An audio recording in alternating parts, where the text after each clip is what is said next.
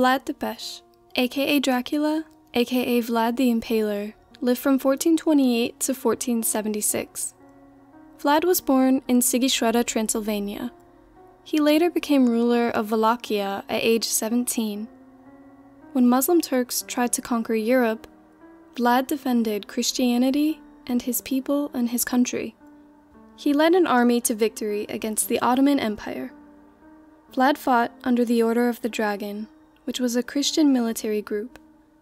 But he wasn't just an ordinary ruler. He was known to be particularly aggressive to his opponents.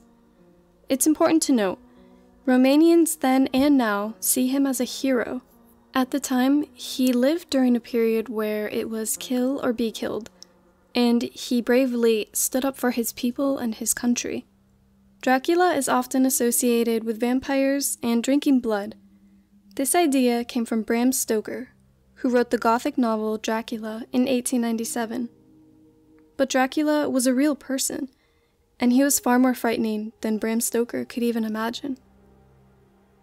His ruthless and violent acts on the battlefield earned him the nickname Vlad the Impaler.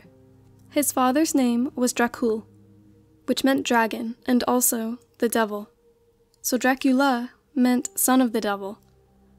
Vlad promised to take his land back from invaders and keep his Romanian people safe. Vlad knew that his life was constantly in danger and that people wanted him dead. He couldn't really trust anyone. He was worried about revenge and assassins, so he had a servant try all of his food and drinks before him in case they were poisoned. Vlad needed a reliable fortress, and he had many castles built with extra security, and it was very difficult to penetrate as an invader. Those that built these castles and fortresses were responsible for keeping Vlad safe. They would build arches, and when they were finished, they would have to stand beneath it, and if it crumbled, it was their fault, and they would have to do it over.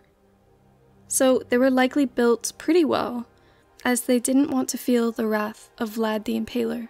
Each fortress would have layers of protection, and there were likely archers on guard 24/7, so it was impossible to get at him. He would impale his victims, and he would sneak attack many of his opponents and catch them off guard. He created strategies which really worked. So near Wallachia, there were different rulers called the Transylvanian Saxons. They were wealthy, and the city was well guarded with lots of fortresses. But they also had a curfew, so no one was out at night because it was simply too dangerous.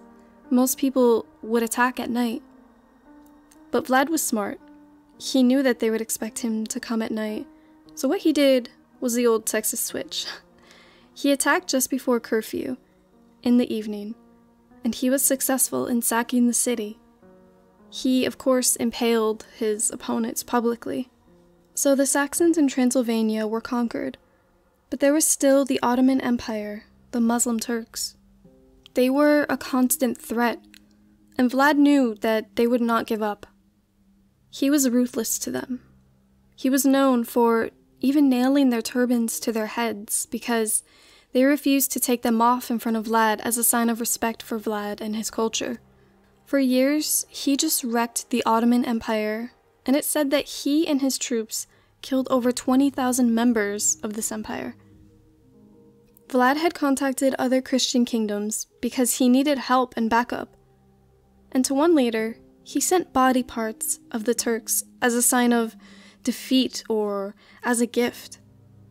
One of the sultans of the Ottoman Empire was sent to attack Vlad, and he came upon the scene of impaled bodies everywhere, and he said, "Nope, I'm not doing it." He turned around and went back and apparently left his soldiers there to deal with it. Vlad's wife actually is said to have jumped to her death from their castle because she knew if she were captured, she would either be enslaved or killed. The Ottoman Empire kept attacking them. Vlad didn't want to surrender. He wanted to fight until the very end. So he created a plan. Vlad and his men fled his castle, and it said that he turned the horseshoes on his horses backwards, so it would look like they were riding in the opposite direction. That is incredibly smart. 10 years went by, and I'm not sure what he did in those 10 years, it's not very clear. But it is said that, after these 10 years, he tried to come back and fight again to reclaim his land and fight off enemies. It's not really concrete exactly how Vlad died, but most agree that he died in 1476 after being ambushed by the Ottoman Empire, and it's reported that he was decapitated. But his reign, perseverance, and legend still lives on today. The people of Romania see him as a powerful and brave leader, and he did save them from being invaded multiple times. Fast forward to today, and while Vlad is mostly remembered for his brutality and love for impaling people by most of the world, the Romanians consider him a national hero and say that what he did for the preservation of Romania against massive odds greatly helped them become the nation that they are today. Despite the atrocities that he may have caused during his rule, his ability to hold off massive armies with his relatively small army is what is remembered by today's generations. His preservation of his land and of Christianity in Romania make him a national hero, and many people still believe today that he did indeed save the nation of Romania. That is the story of Vlad Tepes, aka Dracula. I love this story and the history behind it. It is fascinating and equally frightening. I hope you enjoyed it. Please subscribe, it really helps my channel. Thank you guys, and stay safe.